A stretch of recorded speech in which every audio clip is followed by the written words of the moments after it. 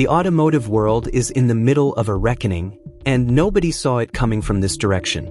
Ferrari, one of the most untouchable names in the history of the automobile, is suddenly under fire.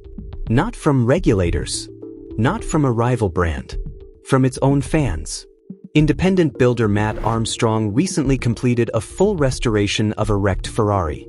Every mechanical system rebuilt, every component reinstalled, documented on camera from start to finish. The car was ready to run. There was just one problem. Ferrari's software wouldn't let it start. This is the story of what happens when the world's most prestigious automotive brand collides with the right to repair movement, and what it reveals about who actually owns your car once you drive it off the lot. Let's start with what Matt Armstrong actually did, because the scale of it matters.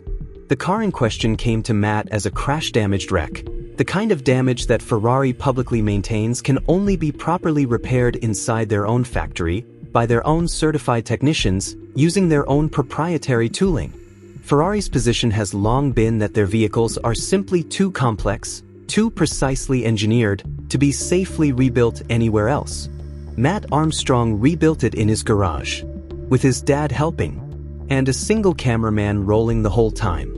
He documented every stage: the teardown, the structural work, the mechanical assembly, the electrical systems, the fuel lines, the critical engine components. Nothing was hidden. Nothing was rushed. Every step was methodical, careful, and visible to anyone watching. And millions of people were watching. When the rebuild was complete, the car looked exactly as it should. Everything functioned as any engineer would expect. No shortcuts, no compromised systems, no missing steps. The rebuild was, by any reasonable standard, a success. Ferrari's response was to lock the car down via software. The engine would not start. Not because of a mechanical fault. Not because of a safety failure. Because Ferrari's digital systems refused to authorize it. That moment, a fully restored car sitting silent in a garage, not because anything was wrong with it, but because a manufacturer decided to hold it hostage, is what ignited this entire conversation. The reaction online was immediate and it was fierce. Comments sections exploded. Forums lit up. Social media posts about the story were shared hundreds of thousands of times. And the voices driving that reaction weren't trolls or casual critics. They were Ferrari fans. Longtime enthusiasts. People who had spent years, and in some cases, significant money, in defense of the brand. One widely shared comment summed up the mood bluntly: if a YouTuber can rebuild the car, Ferrari has no business stopping him from starting it. They're manufacturing controversy out of thin air. Another went further: this is exactly why the right to repair movement exists. Owners should have the freedom to repair and use the cars they paid for. Matt Armstrong just proved that. Support him 100%. What's striking about the backlash isn't just the volume of it. It's the source. These aren't people who disliked Ferrari before this story broke. Many of them were among the brand's most vocal defenders. Now they're publicly questioning whether Ferrari's reputation for engineering excellence is genuinely earned, or whether it's been carefully protected by gatekeeping access and information rather than by the quality of the work itself. When your most loyal customers start asking that question out loud, that is not a PR inconvenience. That is a brand crisis. There's a specific detail that keeps coming up in the discussions around this story, and it's worth addressing directly: Ferrari's use of the word bespoke to describe their build processes and components. For years, Ferrari has leaned heavily on the idea that their vehicles are uniquely complex, that the integration of their systems is so specialized, so tailored, that only their own people can work on them safely.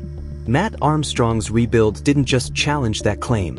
It dismantled it, piece by piece, on camera, in front of millions of viewers. Fans watching the footage could see for themselves that the systems involved, while sophisticated, follow engineering logic that any skilled, methodical builder can follow. There were no mystical factory-only procedures that made the difference. There was knowledge, patience, and attention to detail. The kind of work that can and does happen outside Ferrari's walls. That's the realization that shifted the conversation from disappointment to anger. Ferrari wasn't just wrong about the rebuild being impossible. They appear to have known it wasn't impossible, and chose to enforce control through software rather than compete on the merit of their service and expertise. Now here is where this story becomes much larger than one man and one car. Ferrari is not doing anything unusual by industry standards. Digital immobilizers, proprietary diagnostic systems, software locks that require manufacturer authorization to bypass. These are features baked into vehicles across the automotive industry. Most buyers have no idea these systems exist until they need to use a car outside the approved service network and find they can't. The difference here is that Matt Armstrong had a camera, a global audience, and the patience to document every single step in public. The curtain got pulled back. And once people see behind it, they don't unsee it. The broader right to repair debate has been active for years across multiple industries: electronics, medical devices, farm equipment. John Deere has faced significant legal challenges over restricting farmers from repairing their own tractors. Apple has faced pressure over limiting independent repair of iPhones.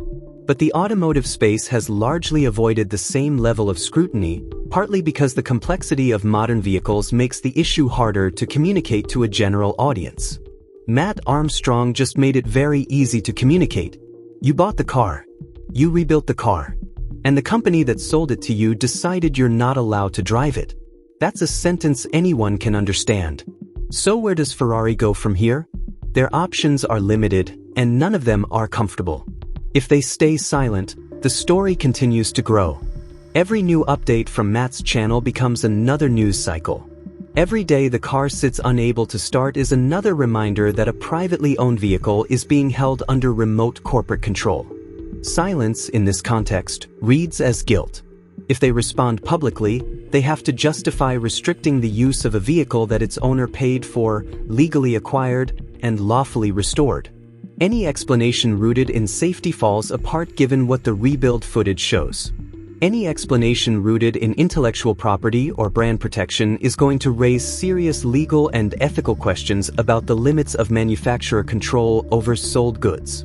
And if Ferrari quietly unlocks the car without making an official statement, if the software restriction simply disappears one day without acknowledgement, they will have effectively admitted that the lock was never about safety, that it was about control.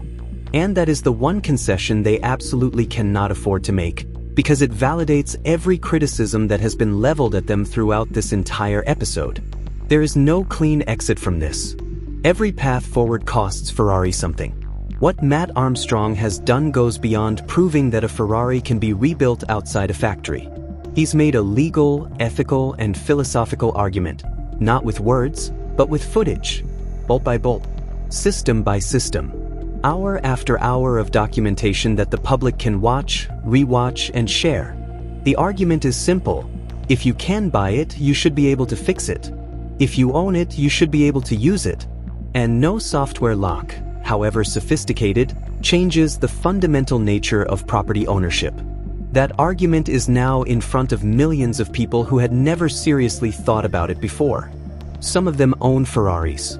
Some of them own other vehicles with similar restrictions built in. Some of them are lawmakers, lawyers, or journalists. The conversation Ferrari is now a part of is not going to stay contained to YouTube comment sections. This story is not finished. Matt Armstrong hasn't written the final chapter yet, and neither has Ferrari. What we know is that the pressure is not going away. The scrutiny is only going to get sharper. And the question at the center of all of it, who actually owns your car once you drive it off the lot, is now one of the most urgent questions in the automotive world.